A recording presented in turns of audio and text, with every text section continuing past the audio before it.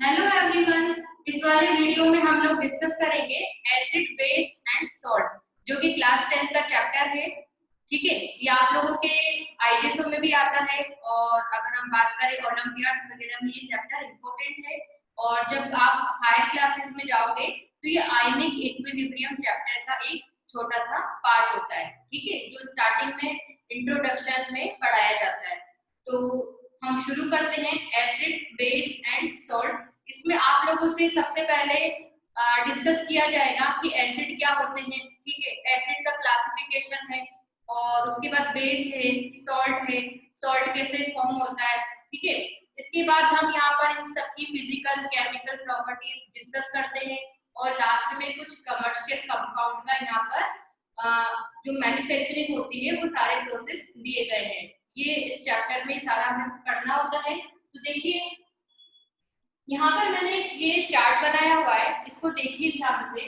यहाँ पर मैंने लिखा हुआ है कि all substances that dissolve in an ionic solvent. ठीक है, आयोनाइजिंग सॉल्वेंट। यहाँ पर एसिड बेस और सॉल्ट जो है उसको स्टार्ट करने से पहले मैं आप लोगों को ये पढ़ाऊंगी, है ना। इसमें देखिए, जितने भी सारे सब्सटेंसेस हैं, है ना, उनको अगर हम किसी आयोनाइजिंग सॉल्वेंट में डिसॉल्व करते हैं, सारे सब्सटेंसेस को अगर हम आयोनाइजिंग सॉल्वेंट में डिसॉल्व करते हैं बच्चों, तो उनका दो टाइप का नेचर हो सकता है। मतलब वो दो टाइप के सब्सटेंसेस होते हैं उस बेसिस पर। ठीक है, जब हम उनको आयोनाइजिंग सॉल्वेंट में डिसॉल्व करते हैं, या तो वो नॉन इलेक्ट्रोलाइट होते हैं या फिर क्या होते हैं, इलेक्ट्रोलाइट। या तो नॉन इलेक्ट्रोलाइट या फिर इलेक्ट्रोलाइट। ठीक है बच्चों, जैसे कि मैंने एक बार वाटर में डिसॉल्व करा NaCl को, ठीक है, और एक बार मैंने डिसॉल्व करा किसको, ग्लूकोज को। ठीक है बच्चों, तो जब हम ग्लूकोज को वाटर में डिसॉल्व करेंगे तो जो ग्लूकोज है उसका आयनाइजेशन वहां पर नहीं होगा। ठीक है, आयनाइजेशन मतलब आयंस में ब्रेकडाउन होना। ठीक है, जिन आयन से वो बना है उन आयंस में वो अगर ब्रेक हो रहा है, इसका मतलब वो एक इलेक्ट्रोलाइट है। ठीक है, और अगर वो अपने आयंस में ब्रेक नहीं हो रहा है, इसका मतलब वो क्या है, नॉन इलेक्ट्रोलाइट। ठीक है, तो देखिए, नॉन इलेक्ट्रोलाइट किसको बोलते हैं, do not produce ions on dissolving in ionising solvent like water. Water में जैसे कि हम यूरिया है, ग्लूकोज है, इनको अगर डिसॉल्व करते हैं तो इनका वहां पर आयोनाइजेशन नहीं होता। ठीक है बच्चों, ये अपने मॉलिक्यूलर फॉर्म में ही रहते हैं, वहां पर ये आयंस में नहीं टूटेंगे। ठीक है, तो अगर आयंस प्रोड्यूस नहीं हुए हैं, इसका मतलब उनका जो सॉल्यूशन है वो इलेक्ट्रिसिटी कंडक्ट नहीं करवाएगा। क्योंकि इलेक्ट्रिसिटी कंडक्ट कराने के लिए या तो आयंस होने चाहिए या फिर फ्री इलेक्ट्रॉन्स होने चाहिए। जैसे कि हम मेटल्स में बात करते हैं, वहां पर फ्री इलेक्ट्रॉन्स रिस्पॉन्सिबल होते हैं इलेक्ट्रिसिटी को कंडक्ट कराने के लिए। और सॉल्यूशन में आयंस की हम लोग बात करते हैं, तो ये इनकी जो सॉल्यूशन है वो इलेक्ट्रिसिटी को कंडक्ट नहीं करवाते। अगला देखिए, इलेक्ट्रोलाइट। इलेक्ट्रोलाइट वो सब्सटेंसेस होते हैं जिनको अगर हम वाटर में डिसॉल्व करें तो वो आयंस प्रोड्यूस करने की टेंडेंसी रखते हो। ठीक है, have tendency to produce ions in ionising solvent. Ionising solvent मतलब वाटर। ठीक है, और इनका जो सॉल्यूशन होता है बच्चों, को इलेक्ट्रिसिटी को क्या करवाता है, कंडक्ट करवाता है। ठीक है, जैसे कि हमने उसको पानी में डाला, पानी में डालने के बाद क्या होगा, वो उसका आयनाइजेशन होगा। आयनाइजेशन होगा तो आयंस में ब्रेकडाउन होगा, इसका मतलब, और वो जो आयंस है वो इलेक्ट्रिसिटी को कंडक्ट करवाते हैं। क्लियर। ठीक है, अब इसके एग्जांपल की अगर हम बात करें तो इलेक्ट्रोलाइट के एग्जांपल क्या होते हैं, acid, basis and salt. Clear, acid, base और सॉल्ट किस में आते हैं, इलेक्ट्रोलाइट्स में। ठीक है, क्योंकि इनको जब हम वाटर में डालते हैं तो इनका आयनाइजेशन होता है, ये आयंस में टूटते हैं। ठीक है, अब देखिए, ये जो इलेक्ट्रोलाइट है हम इसको दो पार्ट में डिवाइड कर सकते हैं। एक होता है स्ट्रॉन्ग इलेक्ट्रोलाइट और दूसरा है वीक इलेक्ट्रोलाइट। तो स्ट्रॉन्ग इलेक्ट्रोलाइट क्या होते हैं बच्चों, नाम से पता लग रहा है, जो कि मतलब ऑलमोस्ट कंप्लीट आयोनाइज हो रहे हैं। ठीक है, ऐसे सब्सटेंसेस जिनको अगर मैंने वाटर में डाला तो वो ऑलमोस्ट 100% तक आयोनाइज हो जाते हैं। जैसे कि मैं बात करूं HCl, HCl सपोज मैंने इसके 10 मॉलिक्यूल लिए, 10 के 10 मॉलिक्यूल अगर आयोनाइज हो रहे हैं, इसका मतलब ये क्या है, स्ट्रॉन्ग इलेक्ट्रोलाइट है। क्लियर, ठीक है। तो स्ट्रॉन्ग इलेक्ट्रोलाइट मतलब 100% आयनाइजेशन। स्ट्रॉन्ग एसिड की अगर हम बात करें, यहाँ पर जो स्ट्रॉन्ग और वीक वर्ड आता है बच्चों, वो यही से आता है, ठीक है। स्ट्रॉन्ग मतलब 100% आयनाइजेशन और वीक मतलब लेस देन 100%, ठीक है। तो स्ट्रॉन्ग एसिड में अगर हम बात करें, HClO4 है, HI, HBr, HCl, H2SO4, nitric acid, ये सारे जो एसिड है बच्चों वो स्ट्रॉन्ग एसिड हैं। इनको जब हम वाटर में डिसॉल्व करते हैं तो ये 100% आयनाइज हो जाते हैं। क्लियर। स्ट्रॉन्ग बेसिस देखिए, स्ट्रॉन्ग बेसिस में ये सब क्या है, ये स्ट्रॉन्ग इलेक्ट्रोलाइट है। ये इलेक्ट्रोलाइट तो होते ही है, इलेक्ट्रोलाइट तो होते ही है, एसिड बेस और सॉल्ट इलेक्ट्रोलाइट होते हैं, लेकिन ये किसमें आते हैं, स्ट्रॉन्ग में आते हैं। स्ट्रॉन्ग बेस की अगर हम बात करें, सोडियम हाइड्रोक्साइड है, potassium hydroxide, caesium hydroxide, barium hydroxide, ये सब एग्जांपल है। इसके बाद अगर हम सॉल्ट की बात करें तो सॉल्ट में वो सारे सॉल्ट आते हैं स्ट्रॉन्ग इलेक्ट्रोलाइट में जिनका जो क्या होते हैं, सॉल्युबल होते हैं, सॉल्युबल सॉल्ट, ठीक है।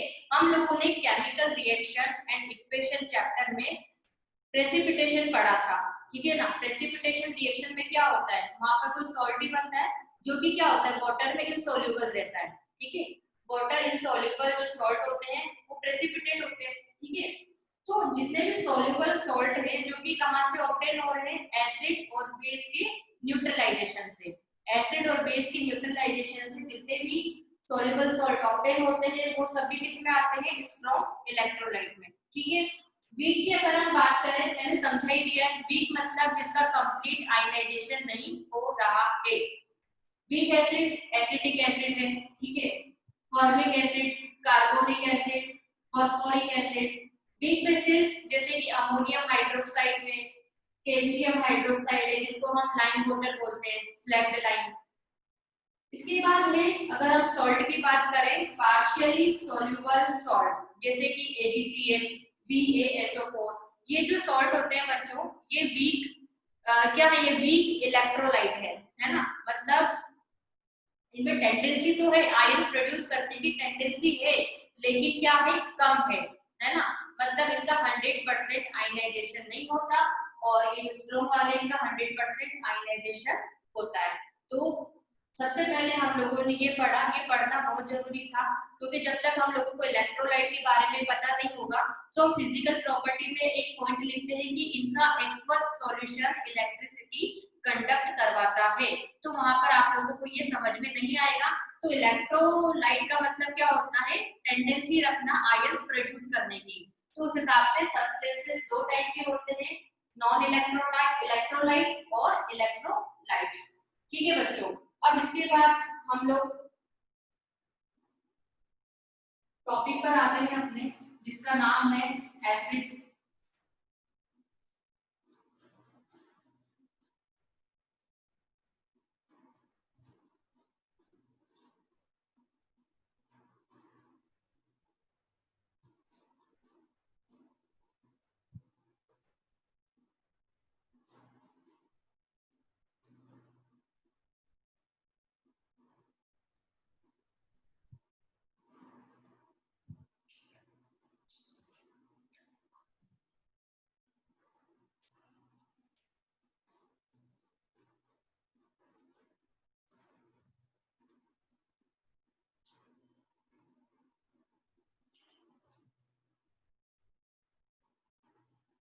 इसके बाद हम लोग लिखते हैं एसिड के बारे में कि एसिड क्या होते हैं, ठीक है।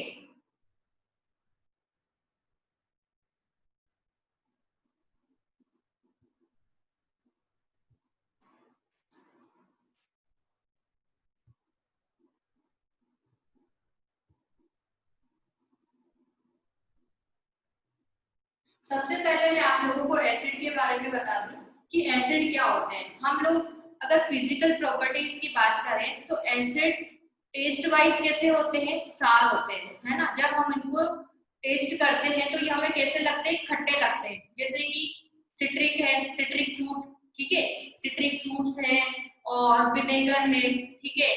और जैसे कि कर्ड है, कर्ड भी कैसा लगता है हम लोगों को, खट्टा लगता है, ठीक है।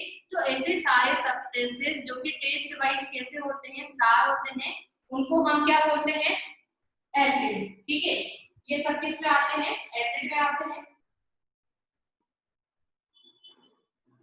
तो देखो बच्चों, सारे एसिड को हम लोग टेस्ट करके नहीं बता सकते कि ये एसिडिक है, क्लियर। हम सारे एसिडिक सब्सटेंसेस को टेस्ट करके नहीं बता सकते कि ये एसिडिक है। क्यों?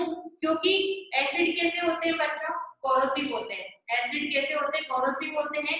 अगर वो आपके, जैसे कि हम बात करें सल्फ्यूरिक एसिड, सल्फ्यूरिक एसिड अगर आपके हाथ पर गिर जाए तो वो क्या करेगा, स्किन को जला देगा, है ना। कोरोसिव होते हैं, हार्मफुल होते हैं। कपड़ों पर गिर जाए तो कपड़े को ये जला देते हैं, ठीक है। तो सारे सब्सटेंसेस को हम ऐसे टेस्ट करके नहीं बता सकते कि ये एसिडिक है। सल्फ्यूरिक एसिड को नहीं बता पाएंगे, हाइड्रोक्लोरिक एसिड नहीं बता पाएंगे। तो अगर हम बात करें केमिस्ट्री की, तो केमिस्ट्री में जो डेफिनेशन है एसिड की वो क्या होती है, तो हम देखते हैं सबसे पहले।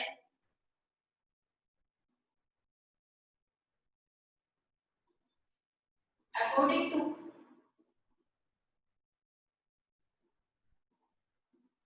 Arrhenius concept,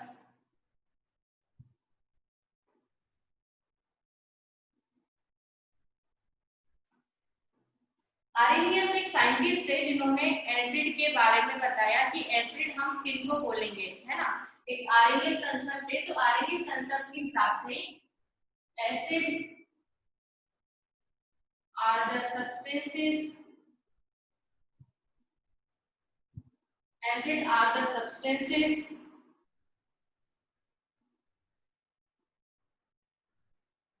which release one or more H plus या फिर hydronium ions in their aqueous solution, ठीक है बच्चों। ये जो डेफिनेशन है ये आरएनएस के हिसाब से है। आरएनएस कंसेप्ट क्या बोलता है,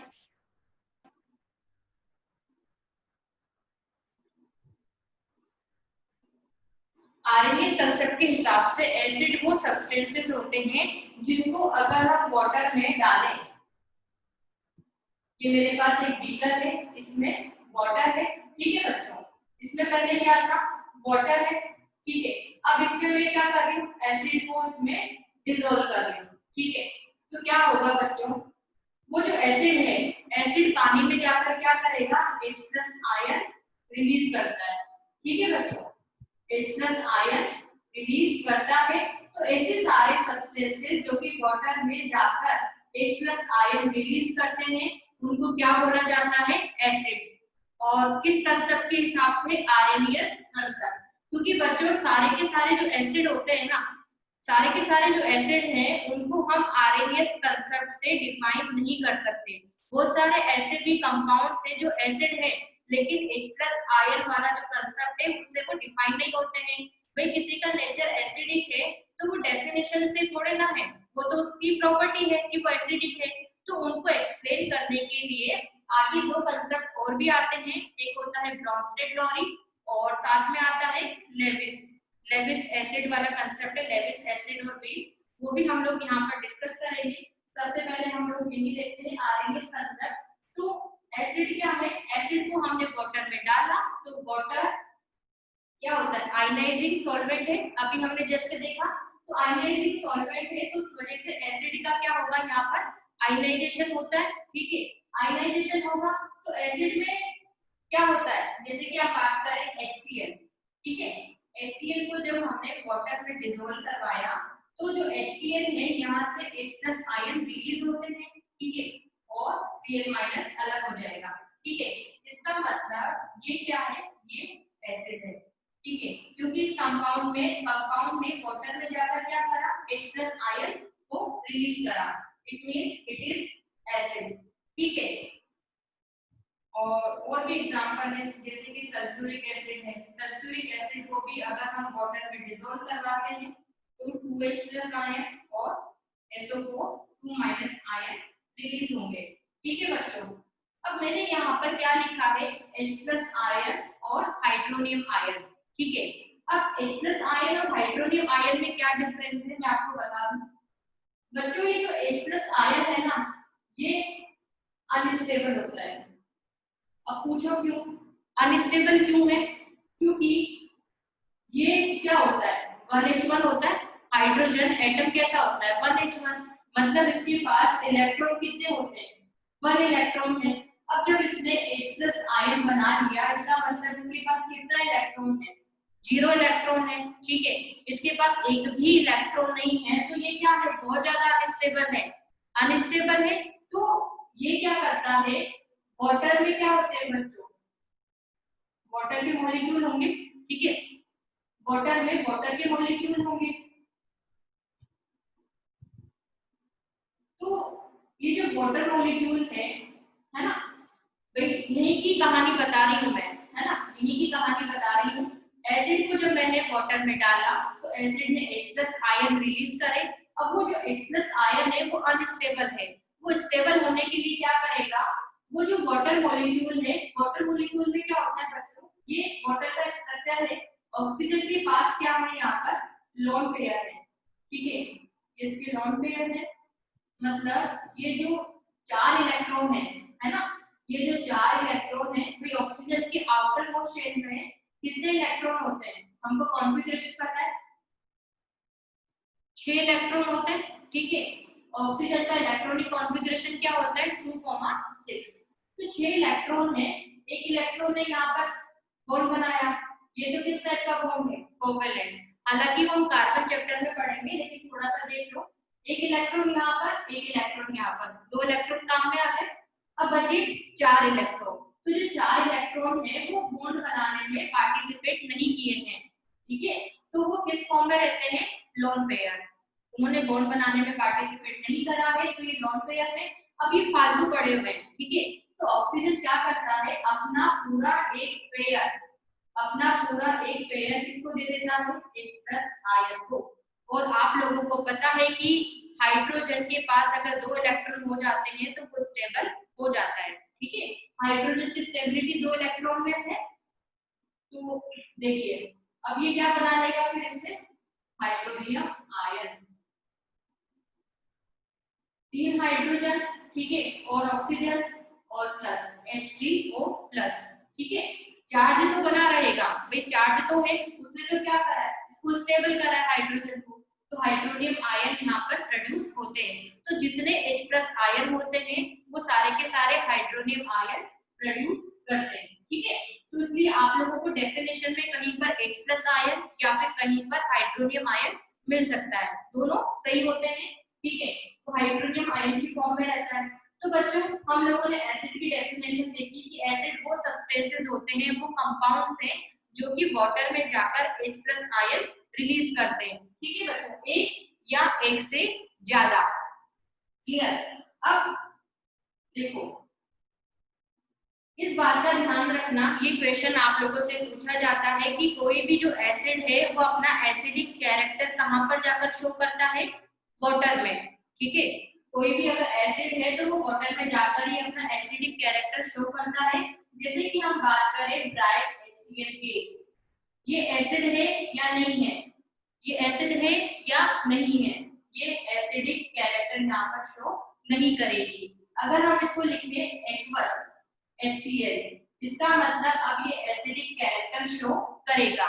क्योंकि बच्चों डेफिनेशन क्या बोलती है, डेफिनेशन ये है कि ऐसे कंपाउंड्स जो कि वाटर में जाकर H प्लस आयन रिलीज करते हैं वो एसिड होते हैं। क्लियर? ठीक है, तो जब तक आप इसको पानी में नहीं डालोगे तो ये अपना एसिडिक कैरेक्टर थोड़ा ना शो करेगा। मतलब आयनाइजेशन कहाँ पर हो रहा है, वाटर में जाकर ही तो हो रहा है। तो वाटर में जाएगा, आयनाइजेशन होगा, H प्लस आयन रिलीज करेगा, इट मींस इसने अपना एसिडिक कैरेक्टर शो किया। ठीक है, तो ये ध्यान रखना, ड्राई स्टेट में कोई भी एसिडिक कैरेक्टर शो नहीं करेगा, भले वो स्ट्रॉन्ग एसिड हो, वीक हो, कुछ भी हो। इस बात का ध्यान रखना। H प्लस आयन कहाँ पर रिलीज होंगे, एक्वस स्टेट में, वाटर में जाने के बाद। ठीक है, जैसे कि हम एक एग्जांपल लेते हैं,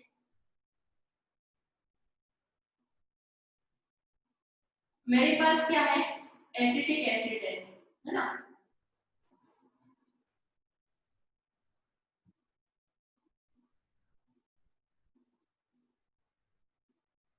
ये बीकर है, बीकर में मैंने एसिडिक एसिड को फिल किया हुआ है, जो कि क्या है, बिल्कुल प्योर है ना। इसमें सारे के सारे मॉलिक्यूल्स किसके हैं, एसिडिक एसिड के ही हैं। ये वाटर में अभी डिसॉल्व नहीं किया गया है।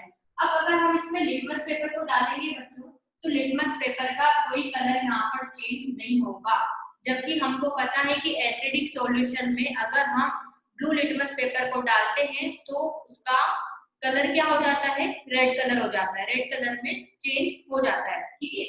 और जब तक ये ड्राई है, मतलब ड्राई मतलब यहाँ पर जैसे कि हम बात करेंगे तो लिक्विड स्टेट में ही होगा, तो लेकिन ये वाटर में तो नहीं है, एक्वस सॉल्यूशन नहीं है, तो लिटमस पेपर का कलर चेंज नहीं करेगा।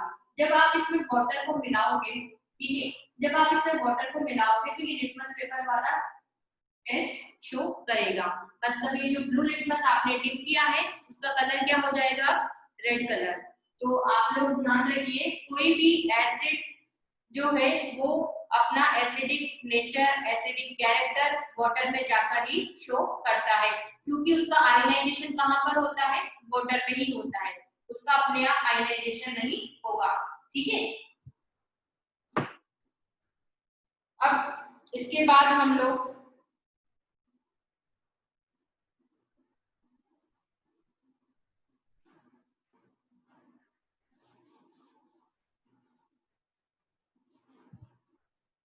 ये तो हो गई बच्चों एसिड की बात, एसिड की डेफिनेशन हो गई, है ना।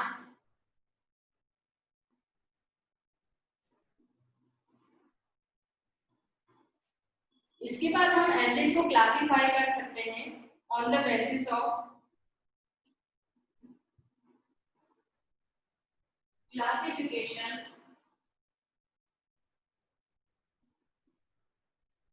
ऑफ द एसिड्स, ठीक है। इसको हम क्लासिफाई कैसे कैसे कर सकते हैं, on the basis of source या फिर अकरेंस, सेकंड है on the basis of basicity, third one is on the basis of strength, और फोर्थ है on the basis of concentration, ठीक है। एसिड को हम चार तरीके से क्लासिफाई कर सकते हैं। फर्स्ट सोर्स के हिसाब से, मतलब वो कहां से हमें ऑब्टेन हो रहा है, जो एसिडिक कंपाउंड्स हैं वो हमें कहां से ऑब्टेन हो रहे हैं। इसके बाद बेसिसिटी, ये इंपॉर्टेंट है, ये वाला क्लासिफिकेशन हम अच्छे से पढ़ेंगे डिटेल में। स्ट्रेंथ, स्ट्रेंथ के बेसिस पर कंसंट्रेशन। आज वाले लेक्चर में हम लोग डिस्कस करेंगे on the basis of source,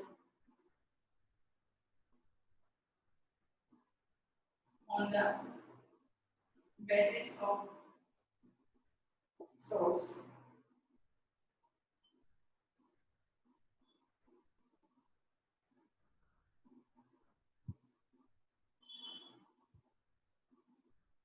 तो देखिए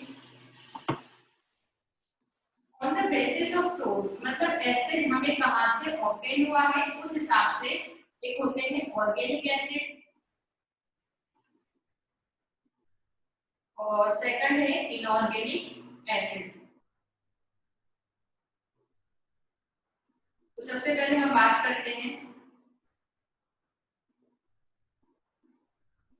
ऑर्गेनिक एसिड्स। आप लोग साथ में नोट करते हुए चलोगे कॉपी में तो अच्छा रहेगा, मैं पूरे नोट्स यहाँ पर बनवाऊंगी, ठीक है। उससे क्या आपके पूरे नोट्स भी प्रिपेयर हो जाएंगे, और मतलब जब आप रिवीजन करोगे तो आप लोगों को ही हेल्प मिलेगी, क्योंकि कुछ पॉइंट्स है ना बुक में नहीं मिलते हैं, यहाँ पर मिल जाएंगे लिखे हुए, ठीक है। तो ऑर्गेनिक एसिड क्या होते हैं बच्चों, ऐसे एसिड्स जो कि ऑब्टेन होते हैं, ऑब्टेन फ्रॉम लिविंग ऑर्गेनिजम्स, ठीक है। ऐसे एसिड जो कि लिविंग ऑर्गेनिज्म से ऑब्टेन होते हैं, जैसे कि एनिमल्स हैं, प्लांट्स हैं, वहां से ऑब्टेन हो रहे हैं, वो सारे एसिड किस में आते हैं, ऑर्गेनिक एसिड में, ठीक है। और इसके बारे में अगर हम लिखना चाहें कि ये जनरली बच्चों ये जो एसिड होते हैं ऑर्गेनिक, ये वीक होते हैं, है ना, ये वीक एसिड होते हैं।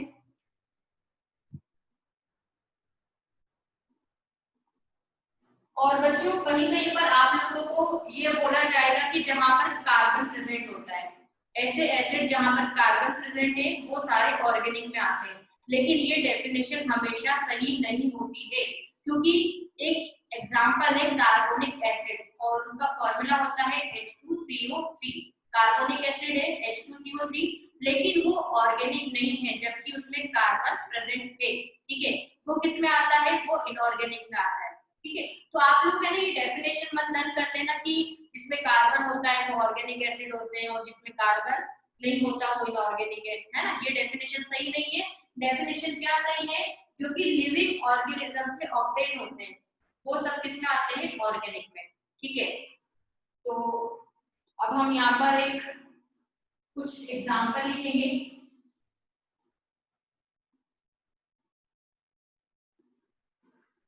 कुछ एसिड के एग्जांपल लिखते हैं हम, जैसे कि एसिटिक एसिड है।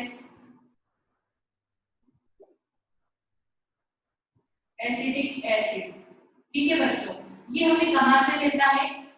Micro organisms, clear, bacterias. Acetic acid CH3COOH, CH3COOH। ये जो एसिटिक एसिड है ये कहां से ऑब्टेन होता है? Micro organism, bacterias. Formic acid,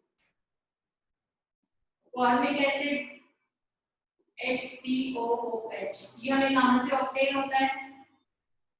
sting of ant and बीज। जब भी हमें चींटी या फिर मधुमक्खी काटती है तो हम लोगों को ईचिंग होती है ना, एक ईचिंग होती है। तो वहां पर जो एसिड होता है वो एसिड कौन सा होता है? Formic acid. ये आप लोगों ने पढ़ा भी होगा। ठीक है, तो ये सब ऑर्गेनिक एसिड के एग्जांपल है। लैक्टिक एसिड, इसके बाद में लैक्टिक एसिड। लैक्टिक एसिड हमें कहां से मिलता है? कर्डलिंग ऑफ मिल्क, ठीक है, या फिर सार मिल्क। जो खट्टा दूध होता है ना बच्चों, सार मिल्क, वहां पर कौन सा एसिड होता है? Lactic acid. ठीक है, इसका मतलब जब आप मिल्क से कर्ड बनाते हो तो वो क्या होता है? वहां पर लैक्टिक एसिड का फॉर्मेशन हो रहा होता है। ठीक है, लैक्टिक एसिड फॉर्म हो रहा होता है। तो लैक्टिक एसिड हमें कहां से मिलता है? सार मिल्क से। Malic acid, malic acid apples. Oxalic acid tomatoes. टमाटर में ऑक्सैलिक एसिड होता है। यूरिक एसिड, ये यूरिन, ठीक है, ये यूरिन से मिलता है। एमिनो एसिड, एमिनो एसिड कहां से ऑब्टेन होता है? प्रोटीन्स। ठीक है बच्चों, तो मैंने यहाँ पर कुछ एग्जांपल्स लिखे हैं, आप जितना चाहो लर्न कर सकते हो।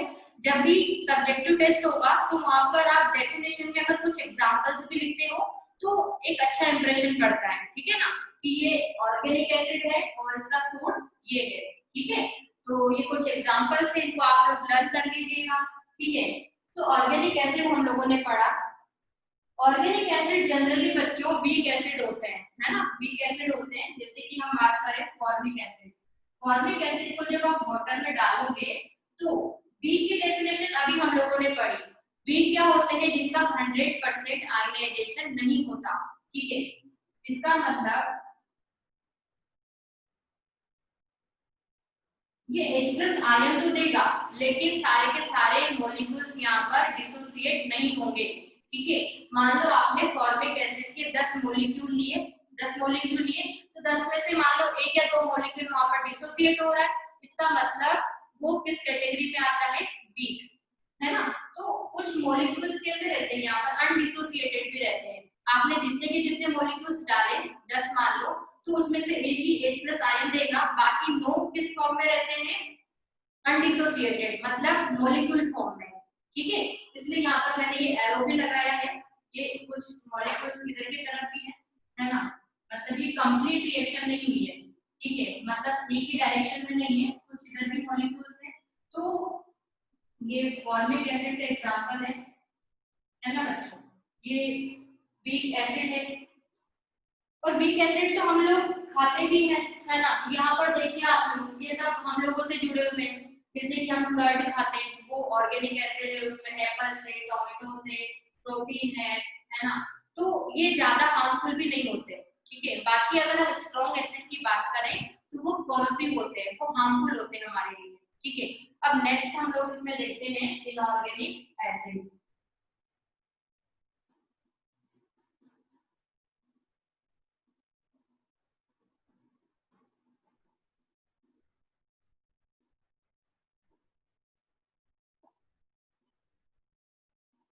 इनऑर्गेनिक एसिड, इनऑर्गेनिक एसिड बच्चों उनको बोला जाता है जो कहां से ऑब्टेन होते हैं, ऑब्टेन फ्रॉम मिनरल्स, ठीक है। ऐसे एसिड जो कि ऑब्टेन होते हैं मिनरल से, वो सब किस में आते हैं, इनऑर्गेनिक एसिड में, ठीक है। जैसे कि सल्फ्यूरिक एसिड है, हाइड्रोक्लोरिक एसिड है, नाइट्रिक एसिड है, ठीक है। एग्जांपल लिख लेते हैं हम यहाँ पर,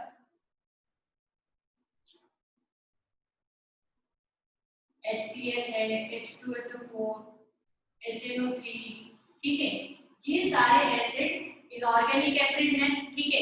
ये मिनरल से ऑब्टेन होते हैं। अब इसमें देखिए, ये जो कार्बोनिक एसिड है, कार्बोनिक एसिड, इसमें कार्बन है, ठीक है। इसका ध्यान रखना, इसमें कार्बन होते हुए भी ये किसमें आ रहा है, ये इनऑर्गेनिक एसिड है। तो कार्बन वाली डेफिनेशन मत याद कीजिएगा, आप लोग बस ये याद करो कि जो लिविंग ऑर्गेनिज्म से ऑब्टेन होते हैं वो ऑर्गेनिक एसिड है, और जो मिनरल से ऑब्टेन होते हैं वो इनऑर्गेनिक एसिड होते हैं, ठीक है। कार्बोनिक एसिड ये इनऑर्गेनिक एसिड होता है, ठीक है। और ये H2 प्लस CO2 से ऑब्टेन होता है, H2CO3, ठीक है। जब वाटर में हम CO2 गैस को पास करवाते हैं तो कार्बोनिक एसिड फॉर्म होता है, ठीक है बच्चों। तो आज वाले वीडियो में हम लोगों ने डिस्कस किया इलेक्ट्रोलाइट। इलेक्ट्रोलाइट वाला पार्ट बहुत ज्यादा इंपॉर्टेंट है, वो आप लोग अच्छे से देखिएगा, ठीक है। स्ट्रॉन्ग है, वीक है, और नॉन इलेक्ट्रोलाइट क्या होते हैं वो, ठीक है। इसके बाद हम लोगों ने देखा एसिड क्या होते हैं। एसिड में हम लोगों ने आरएनएस कंसेप्ट पढ़ा कि आरएनएस ने क्या बोला एसिड के बारे में। केमिस्ट्री की जो डेफिनेशन है वो क्या होती है आरएनएस कंसेप्ट के हिसाब से, कि acid are the substances which release H plus ion और hydronium ion in their aqueous solution, ठीक है बच्चों। और उसके बाद हमने क्लासिफिकेशन देखा, तो क्लासिफिकेशन हम कर सकते हैं चार टाइप से। आज वाले वीडियो में हम लोगों ने बस डिस्कस किया है on the basis of source, मतलब जो एसिडिक कंपाउंड्स हैं, जो एसिडिक सब्सटेंस हैं, वो हमें कहां-कहां से ऑब्टेन हो रहे हैं, ठीक है। जैसे कि एक इनऑर्गेनिक है और दूसरा ऑर्गेनिक है। अब जो अगला वीडियो रहेगा हमारा, अगले वाले वीडियो में हम लोग डिस्कस करेंगे on the basis of basicity. तो वो वाला वीडियो आप लोग देखना ना भूलें, क्योंकि वो बहुत ज्यादा इंपॉर्टेंट है। उसमें आप लोगों को बेसिसिटी का मीनिंग समझ में आएगा एक्चुअल में क्या होता है, ठीक है बच्चों। Thank you.